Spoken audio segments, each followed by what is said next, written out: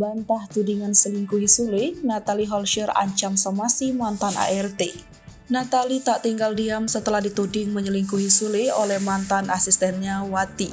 Mantan istri Sule melalui Instagram Story membongkar isi chat WA terakhirnya dengan Wati ketika pamit keluar. Natalie juga tidak tahu alasan mantan ART-nya memfitnahnya dirinya selingkuh. Sedangkan sebelumnya Wati juga pernah memfitnah Sule. Natalie menjelaskan bahwa Wati keluar menjadi ART tanpa alasan dan mengaku tidak ada masalah apapun dengannya.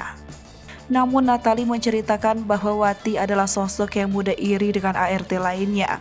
Bahkan hal ini juga diketahui oleh Sule. Natalie juga meminta pengakuan dari ART lainnya di rumahnya untuk mengungkapkan seperti apa sosok Wati.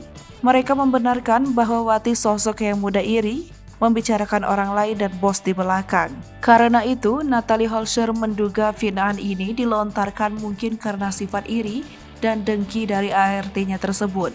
Meski begitu, perempuan berdarah Belanda ini mengaku akan melayangkan somasi pada mantan asistennya yang telah membuat fitnah.